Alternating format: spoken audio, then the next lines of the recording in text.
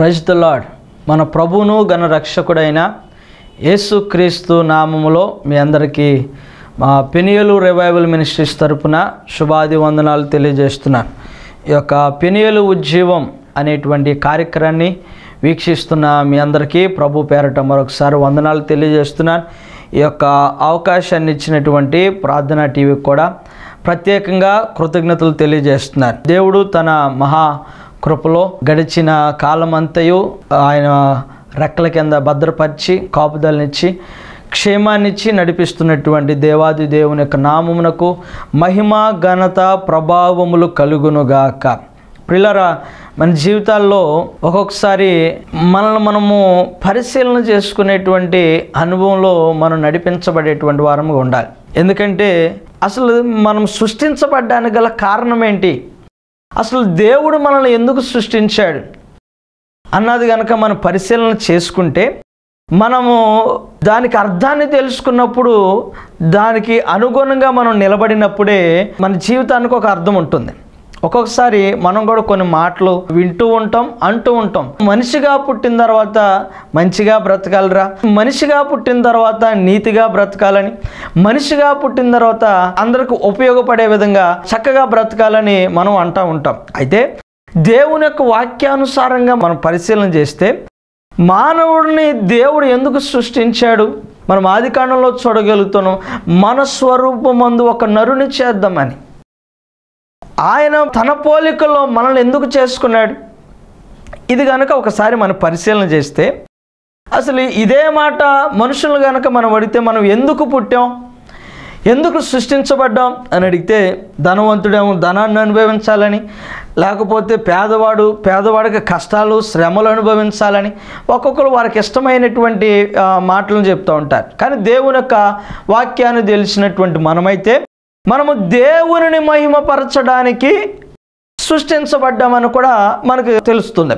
అయితే చిన్నప్పటి నుంచి పిల్లలను కూడా వారి చదువులలో, వారి స్కూళ్ళల్లో, లేకపోతే వారిని భవిష్యత్తులో నువ్వేమవుతావని ప్రతి వారిని వాడు అడుగుతూ ఉంటారు. ఇప్పుడు వారు స్టడీస్ చేస్తున్నా నువ్వు భవిష్యత్తులో ఏమవ్వాలనుకుంటున్నావు, నువ్వు చదివిన చదువుకి నువ్వు ఏం చేద్దాం అనుకుంటున్నావు, దానికి తగిన విధంగా నువ్వు బ్రతుకుతున్నావా. మనం బీటెక్ చేసినా, ఎంటెక్ చేసినా, లేకపోతే మరొకటి చేసినా వారు చదువుకు తగినట్లుగా ఉద్యోగాన్ని చేస్తున్నారా లేదా అన్నది మనం పరిశీలన చేస్తూ ఉంటాం. అదే రీతిలో దేవుని యొక్క పోలికను మనం పొందుకున్నప్పుడు ఆయనకు ఇష్టమైనటువంటి రీతిలో సృష్టించబడినటువంటికి ఆయన ప్రతిదాన్ని ఒక అర్థముగాను, ఒక ప్రణాళికతోను, ఒక చిత్తముతోను దేవుడు ప్రతిదాన్ని సృష్టించినప్పుడు నిన్ను నన్ను సృష్టించడానికి కూడా ఒక ప్రత్యేకమైనటువంటి పనిని ఆయన నిర్ణయించాడు. దేవునికి స్తోత్రం కలుగును గాక. అది మన సామెతల గ్రంథము 16వ అధ్యాయము 4వ వచనములు కనుక చూస్తే, యెహోవా ప్రతి వస్తువును దాని పని నిమిత్తము కలుగజేసెను, నాశన దినమునకు అది భక్తిహీనులను కలుగచేయను. ప్రియులారా, ఈ వచనములో యెహోవా ప్రతి వస్తువును దాని పని నిమిత్తమును కలుగజేశాను. ఇక్కడ కనుక మనం పరిశీలన చేస్తే ఆయన కలుగజేసిన, ఆయన సృష్టించిన ప్రతిదానికి ఒక పనిని నిర్ణయించాడు. ఇప్పుడు ఆకాశ పక్షులను చూసినా, ఈ భూమి మీద సంచరించుతున్నటువంటి ప్రతి జీవరాశులను, కీటకాలను, లేకపోతే ప్రతి పక్షులను, ప్రతి వాటిని కనుక మనం పరిశీలన చేస్తే, అయితే దేవుడు సముద్రాన్ని చూసిన, సముద్రంలో ఉన్నటువంటి జంతువులన్నిటినీ, వీటన్నిటినీ నోటి మాట ద్వారా చేసిన ప్రతి దానికి ఎవరికి ఇవ్వవలసినటువంటి వాటిని, ఎవరికి అప్పచెప్పవలసినటువంటి పనిని దేవుడు వాటికి అప్పచెప్పాడు. ప్రియులారా, సముద్ర గర్భంలో ఉన్నటువంటి జంతువులు కూడా దేవుని యొక్క మాటకు లోబడతాయని మనము యోనాను బట్టి జ్ఞాపకం చేసుకున్న మనకి జ్ఞాపకం అవుతాయి. ఏలియాకి కాకుల ద్వారా ఆహారం తీసుకురావడం బట్టి మనం పక్షులు కూడా దేవుని యొక్క మాటలు వింటున్నాయని మనం జ్ఞాపకం చేసుకో. ఇలా బైబిల్ గ్రంథంలో ఆయన సృష్టించినటువంటి ప్రతిదానికి ఒక పనిని ఆయన నిర్ణయించాడు. అయితే జంతువులకు, పక్షులకు, సముద్ర గర్భంలో ఉన్నటువంటి ప్రతి వాటికిను, అలాగే చెట్లకు కూడా దేవుడు ప్రతిదాన్ని ఒక పనిని నియమించినప్పుడు దేవుడు నిన్ను నన్ను సృష్టించినందుకు కూడా నీకును నాకును కూడా ఒక ప్రణాళికను ఆయన తెలియజేస్తున్నాడు. దేవునికి స్తోత్రం కలుగును గాక. అయితే దేవుని యొక్క సంకల్పం ఏంటి మన జీవితాల్లో? ఆయన మనల్ని సృష్టించడానికి, ఆయన తన పోలికలో చేసుకోవడానికి ఆయన సంకల్పం ఏంటి? అసలు ఆయన మనల్ని ఎందుకు చేసుకున్నాడు అన్నది కనుక మనం పరిశీలన చేస్తే ఎఫెసీయులకు రాసినటువంటి పత్రిక 1వ అధ్యాయము 4వ వచనాన్ని కనుక మనం చూసినట్లయితే, ఎట్లనగా తన ప్రియుని యందు తాను ఉచితముగా మనకు అనుగ్రహించిన తన కృప మహిమకు కీర్తి కలుగునట్లు తన చిత్త ప్రకారమైన దయా సంకల్పము చొప్పున, ఎలాగూ తన చిత్త ప్రకారమైన దయా సంకల్పము చొప్పున యేసుక్రీస్తు ద్వారా తనకు కుమారులుగా స్వీకరించుటకై మనలను ముందుగానే తన కోసము నిర్ణయించుకొని మనము తన ఎదుట పరిశుద్ధులమును నిర్దోషములై ఉండవలనని జగత్ పునాది వేయబడక మునిపే ప్రేమ చేత ఆయన క్రీస్తులో మనలను ఏర్పరచుకొనెను. దేవునికి స్తోత్రం కలుగునుగాక. ప్రియులారా, ఈ వాక్యాన్ని గనక మన పరిశీలన చేస్తే, ఉచితముగా ఆయన మనకు అనుగ్రహించుచున్నటువంటి కృప చేతనే, నువ్వేను సృష్టించమని అడగలేదు, ఈ భూమి మీదకి నేను వెళ్తానని నువ్వు అడగలేదు. ఆయన ఉచితముగా నిన్ను తనకు కుమారులుగా స్వీకరించుట కొరకై తన చిత్త ప్రకారమైన, అంటే ఆయనకి ఇష్టమైనటువంటి దయా సంకల్పము చొప్పున ప్రభువైన యేసుక్రీస్తు ద్వారా కుమారులుగా స్వీకరించుట కొరకే మనలను ముందుగా తన కోసము నిర్ణయించుకున్నాడు. ఆయన ఏమని నిర్ణయించుకున్నాడు అంటే, మన రూపములో ఒక నరుని సృష్టిద్దామని నిర్ణయం చేసుకున్నాడు ప్రారంభంలో. ఇప్పుడు అదే రీతిలో ఆయన ఎందుకు నిర్ణయం చేసుకున్నాడు అంటే, తనకు కుమారులుగా స్వీకరించడం కొరకు. ఈ దినాలలో మనము దేవుని స్వీకరించాలి అంటే, ఈరోజు దేవుని యొక్క రాజ్యమునకు మనం వారసులుగా మనం నిలబడాలి అంటే, దేవునికి కుమారులుగా మనము నిలబడాలి అంటే, ఈరోజు దేవుని యొక్క సన్నిధానం వైపు మనం చూడాలి. మనము సృష్టించబడినటువంటి ఈ యొక్క జీవితమునకు, ఈ భూమి మీద బ్రతుకుతున్నటువంటి ఈ యొక్క బ్రతుకుకు ఒక ప్రత్యేకమైనటువంటి అర్థముతో, ఒక ప్రత్యేకమైనటువంటి ప్రణాళికతో మనం నడిపించబడినట్లుగా ప్రియులారా, మనల్ని మనము పరిశీలన చేసుకోవాలి, మనల్ని మనము పరీక్షించుకోవాలి, పరిశోధించుకోవాలి. మన జీవితమునకు ఒక ప్రత్యేకమైనటువంటి అర్థాన్ని మనం గ్రహించుకోవాలి. ఈరోజు నువ్వు బ్రతుకుతున్నావంటే నీకు కలిగిన ధనాన్ని అనుభవించడానికి కాదు నువ్వు బ్రతికేది, లేకపోతే మరొక దాన్ని బట్టి కాదు, నువ్వు చేస్తున్న వ్యాపారాన్ని బట్టి కాదు, నీకు కలిగిన బిడ్డలను బట్టి కాదు, నీకు కలిగినటువంటి ఆస్తిపాస్తులను బట్టి కాదు. నువ్వు బ్రతుకుతున్నది దేవుడు తన ప్రణాళిక చొప్పున, తన దయ సంకల్పము చొప్పున ముందుగానే నిర్ణయించుకున్న ప్రకారముగా తన కుమారునిగా స్వీకరించాలనుకుంటున్నాడు ఆయన. ఈరోజు ప్రభు యొక్క సన్నిధానంలో మనము ఆయన కుమారులుగా స్వీకరించబడ్డానికి ఈరోజు మనం కూడా ప్రభు దగ్గరకు రావాలి. ఎంతకాలం నీ జీవితాన్ని పాపానికి అంకితం చేస్తావు, ఎంతకాలం నీ బ్రతుకును లోకమునకు అంకితం చేస్తావు. ఇక్కడ ఆయన చిత్త ప్రకారమే, మన సొంత ఆలోచనలు కాదు. ఈరోజు మన సొంత ఆలోచనలు బట్టి పాపాన్ని చేస్తున్నాం, పాపం చేసి దేవునికి దూరం అయిపోతున్నాం. దేవుడు వద్దన్నటువంటి పనిని వారు లోబడలేదు. దేవుని యొక్క సంకల్పం ఏంటంటే మీరు దాన్ని తినొద్దని, ఆ ఫలమును తినొద్దని ఆదాము హవ్వకు చెప్పాడు. కానీ వీరి ఆలోచనలు బట్టి అపవాది యొక్క మాటల్లో పడిపోయారు, సొంత నిర్ణయం తీసుకున్నారు. ఈరోజు పాపం విషయంలో కూడా మనము సొంత నిర్ణయాలు తీసుకుంటాం. ఈరోజు లోకంలో బ్రతికే విషయాన్ని బట్టి కూడా సొంత ప్రయత్నాలు చేస్తాం. మనం చేస్తున్నటువంటి సొంత ప్రయత్నాలను బట్టి, మనం చేస్తున్నటువంటి సొంత క్రియలను బట్టి, వాక్యానికి వ్యతిరేకంగా, దేవునికి వ్యతిరేకంగా మనం చేస్తున్న ప్రతి క్రియలను బట్టి దేవునికి దూరం అయిపోతున్నాం, ఆయన పోలికను మనం కోల్పోతున్నాం. ప్రియులారా, ఇక్కడ కనుక ప్రభు యొక్క సన్నిధానంలో మనం దేవుని యొక్క వాక్యాన్ని కనుక మనం పరిశీలన చేసినట్లయితే, మనము తన ఎదుట ఆయన ఎలా ఉండాలనుకున్నాడు అంటే పరిశుద్ధులుగాను నిర్దోషులుగా ఉండాలని ఆయన జగత్ పునాది వేయకబడక మునిపే ప్రారంభములోనే నిన్ను ఏర్పాటు చేసుకున్నాడు. ఎలా ఉండాలని? ఆయన కుమారులుగాను ఉండాలని. కానీ ఆయనకి ఎలాంటి వారు కావాలి అంటే పరిశుద్ధులు కావాలి. ఆయనకి ఎలాంటి వారు కావాలంటే నిర్దోషులు కావాలి. ఆయనకి ఎలాంటి వారు కావాలంటే మారు మనసు పొందినటువంటి వారు కావాలి. ఆయనకి ఎలాంటి వారు కావాలంటే పశ్చాత్తాపపడినటువంటి వారు కావాలి. ఆయనకి ఎలాంటి వారు కావాలి అంటే దేవునికి ఇష్టమైనటువంటి జ్యేష్ఠుడు కావాలి. దేవునికి స్తోత్రం కలుగును గాక. ప్రియులారా, ప్రభు యొక్క సన్నిధానంలో ఆయన జగత్ పునాది వేయబడక మునిపే దేవుడు నిన్ను పిలుచుకున్నాడే. నీ జీవితమునకు ఒక ప్రత్యేకమైనటువంటి అర్థము నువ్వు ఆయన కుమారుడుగా మార్చబడ్డమే. ఇక్కడ రోమీలకు రాసినటువంటి పత్రిక 8వ అధ్యాయము 29వ వచనాన్ని కనుక ఒకసారి మనం జ్ఞాపకం చేసుకొని మనం ముందుకు వెళ్దాం. ఎందుకనగా తన కుమారుడు తన సహోదరులలో జ్యేష్ఠుడగునట్లు దేవుడు ఎవరిని ముందు ఎరుగనో వారు తన కుమారులతో స్వరూప్యము గలవారవుటకు వారిని ముందుగా నిర్ణయించెను. దేవునికి స్తోత్రం కలుగునుగాక.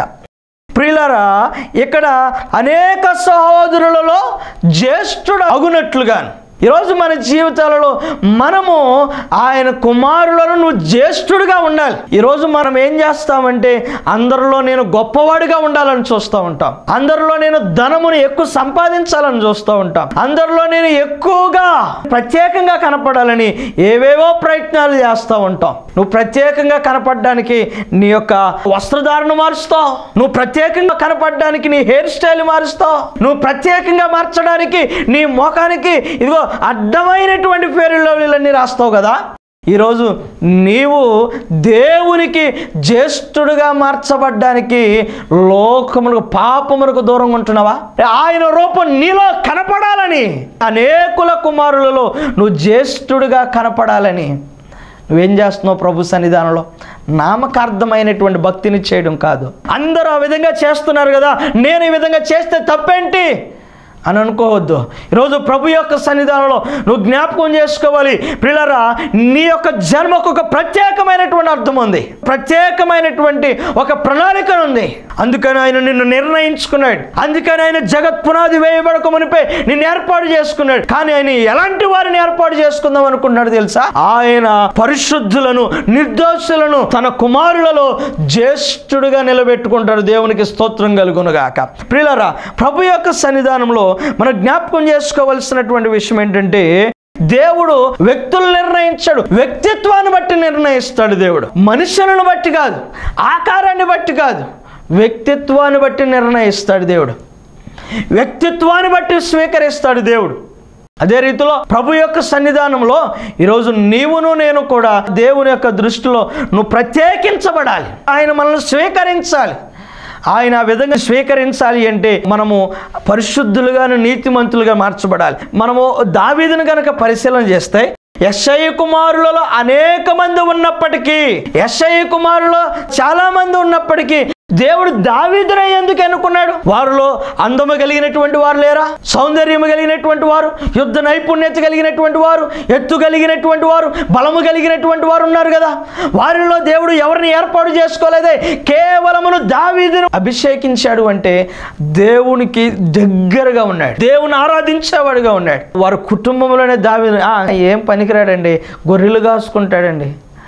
కానీ దేవుడు అలాంటి వారిని ఎన్నుకుంటాడు. ప్రియులారా, ఈరోజు ప్రభు యొక్క సన్నిధానంలో నీ యొక్క అధికారాన్ని బట్టో, నీ బలాన్ని బట్టో, నీ ధనాన్ని బట్టో, లేకపోతే నీ శక్తిని బట్టి ఆయన నిన్ను ఎన్నుకోడు, కానీ నీ యొక్క వ్యక్తిత్వాన్ని బట్టి ఎన్నుకుంటాడు. ఇప్పుడు మనం చదువుకునేటువంటి ఈ యొక్క వాక్య భాగంలోనే ఒకసారి మనం జ్ఞాపకం చేసుకొని మనం ముందుకు వెళ్దాం. ఇదే రోమీలకు రాసిన పత్రిక 8వ అధ్యాయం 28వ వచనం ఒకసారి చూద్దాం. దేవునిని ప్రేమించు వారికి ఆయన దయా సంకల్పము చొప్పున పిలువబడినటువంటి వారికి మేలు కలుగుటకై సమస్తమును సమకూడి జరుగుచున్నవని ఎరుగుదుము.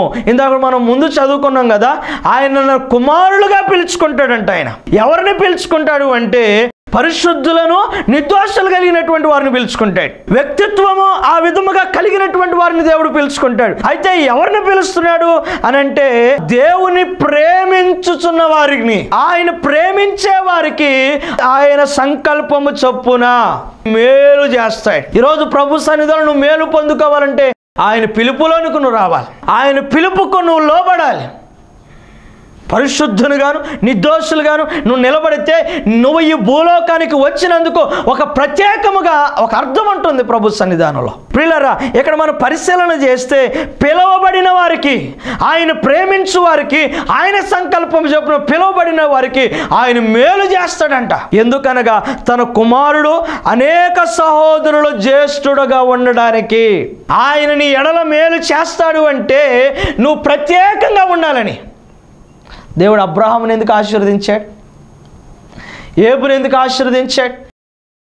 దావీదుని ఎందుకు ఆశీర్వదించాడు? దేవుడు సౌలును పౌలుగా ఎందుకు మార్చాడు? పిల్లరా, ప్రభు యొక్క సన్నిధానంలో ఇవన్నీ ఆయన యొక్క సంకల్పం చొప్పున పిలువబడినటువంటి పిలుపులు. ఇవన్నీ వారి పిలుపుకు లోబడ్డారు. పడిన స్థితిలో నుండి వారు లేచారు. వారి దీవెన పొందుకున్నారు. వారు ఆశీర్వాదాన్ని పొందుకున్నారు. ప్రభు యొక్క సన్నిధానంలో వారు నిలబడ్డారు. అదే రీతిలో ఒకసారి మనము దేవుని యొక్క సన్నిధానంలో మనం జ్ఞాపకం చేసుకుంటే, జ్యేష్ఠుడగునట్లుగా దేవుడు ముందు ఎరుగునో వారు తన కుమారులతో సారూప్యము గలవారొగుటకు వారిని ముందుగా నిర్ణయించుకున్నాడు. ఆయన పోలికలో మార్చడానికి ఆయన ముందుగానే ఎరిగి ఉన్నవాడంట. 30వ వచనంలో, మరియు ఎవరిని ముందు నిర్ణయించుకొనినో వారిని పిలుస్తాడు. ఎవరిని పిలిచనో వారు నీతిమంతులుగా తీర్చబడతారు. ఎవరిని నీతిమంతులుగా తీర్చునో వారిని మహిమపరచను. ప్రియులారా, ఈ వాక్యాన్ని కనుక మనం పరిశీలన చేస్తే మనం ఉన్నతమైన స్థానంలో మనం ఉండటము మన జీవితానికి అర్థం కాదండి. ఆయన నిన్ను హెచ్చించాలి, ఆయన నిన్ను మహిమపరచాలి, ఆయన నిన్ను గణపరచాలి. ఎందుకంటే నువ్వు పిలువబడినటువంటి పిలుపుకు నువ్వు లోబడి నువ్వు నడిపించబడినట్లు విధముగా నువ్వు ఉంటే, నువ్వు పిలువబడినటువంటి పిలుపుకు నువ్వు లోబడి కనుక నువ్వు ముందుకు కొనసాగే విధంగా కనుక నువ్వు నడిపించబడితే దేవుణ్ణి ఎడల గొప్ప కార్యాలు చేస్తాడు. దేవుణ్ణి ఎడల ఒక ప్రత్యేకమైనటువంటి రీతిలో దేవుణ్ణి నడిపిస్తాడు. ఆయన ఎవరిని పిలుచుకున్నాడంటే పరిశుద్ధులను, నిర్దోషము కలిగినటువంటి వారు. ఈరోజు ప్రభు యొక్క సన్నిధానంలో ఈరోజు దేవుని యొక్క బిడలైనటువంటి మనము నీ యొక్క జీవితానికి, నీ యొక్క బ్రతుకుకు ఒక అర్థం ఉండాలి అంటే నువ్వు పరిశుద్ధంగా జీవించడం నేర్చుకోవాలి. లోక సంబంధమైనటువంటి వ్యసనాలకు లోనైపోవడం కాదు. సిగరెట్లు కానీ, మత్తు పదార్థాలు కానీ, వ్యభిచారాలు కానీ, దేవుని విడిచిపెట్టి, దేవుని యొక్క సన్నిధిని విడిచిపెట్టి, దేవుని యొక్క వాక్యాన్ని విడిచిపెట్టి నీ స్వబుద్ధితో, నీ స్వయాలోచనలతో ఇష్టానుసారమైనటువంటి క్రియలు చేయడం మానివేసి దేవునికి ఇష్టడుగా మనము బ్రతకాలి. హెబ్రీలు రాసినటువంటి పత్రిక 2వ అధ్యాయం 10వ వచనంలో ఒక మాట రాయబడి ఉన్నది. చదువుకొని మనం ముగించుకుందాం.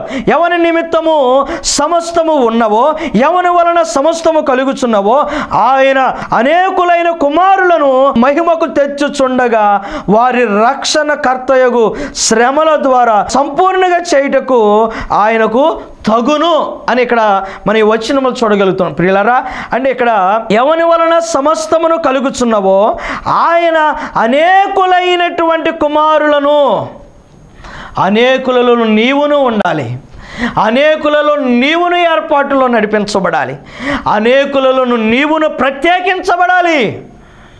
ప్రియులారా, ప్రభు యొక్క సన్నిధానంలో నీవు నీతిమంతునిగా తీర్పు తీర్చబడ్డానికి నువ్వు ప్రభు యొక్క సన్నిధానం వైపు రావాలి. దేవుని వైపు నువ్వు తిరగాలి.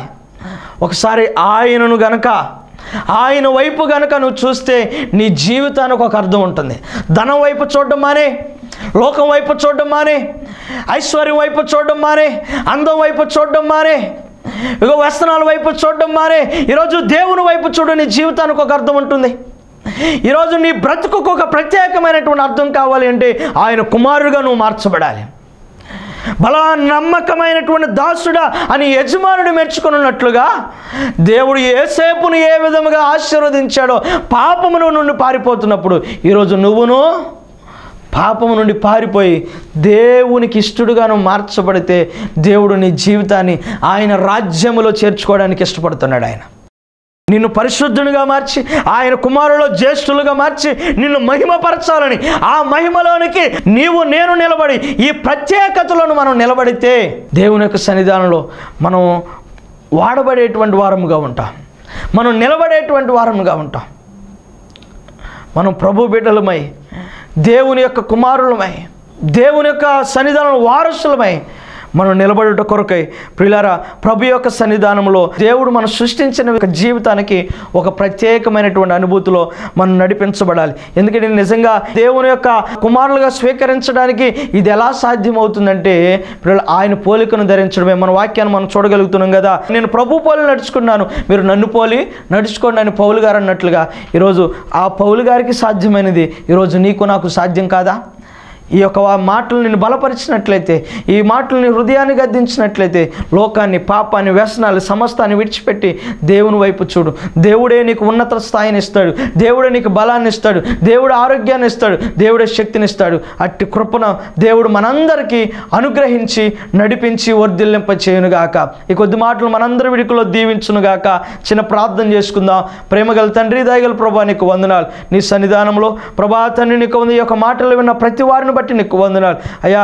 నిజం మేము పుట్టినటువంటి ఈ యొక్క బ్రతుకుకు మీరు ఒక ప్రణాళికను కలిగి ఉన్నారు ప్రభా. మీ చిత్తమును బట్టి, మీ సంకల్పమును బట్టి అయా తండ్రి మమ్ములను అయా నీ కుమారులుగాను స్వీకరించడానికి ప్రభా, ప్రత్యేకంగా నన్నైతే నీ కుమారుల జ్యేష్ఠుడిగా ఏర్పాటు చేయడానికి అయా తండ్రి నీకు వందనాలు. మా ఎడల మేలును ప్రభా సమస్తమును జరిగించుచున్నారు. అందును బట్టి నీకు స్తోత్రాలు. మేము నీ యందు ప్రభా మేలు పొందుకోవడానికి, ఆశీర్వాదం పొందుకోవడానికి కృపను దయచేసి సియోనులను మమ్మల్ని ఆశీర్వదించి నీ దయగల హస్తాలు మా అందరి మీద, మా కుటుంబాల మీద నుంచి నడిపించి వర్ధిల్లింపచేయమని యేసు పరిశుద్ధ నామములో అడిగి వేడుకొనుచున్నాము తండ్రి. ఆమేన్. ఇప్పుడు మన తండ్రి అయిన దేవుని యొక్క ప్రేమ, కుమారుడైన యేసుక్రీస్తు అనే యొక్క కృప, పరిశుద్ధాత్మ కలిగిన సహవాసము, సన్నిధి, ఆదరణ కూడి ఉన్న మనకును, సంఘమునకును, సకల కోటి పరిశుద్ధులకును, ఈ యొక్క వర్తమానం వీక్షించిన ప్రతి వారిపై, సకల కోటి పరిశుద్ధులపై కృపయు, క్షేమము, సమాధానము, నెమ్మదినిచ్చి నడిపించి వర్ధిల్లింప చేయునుగాక. ఆమేన్. Praise the lord.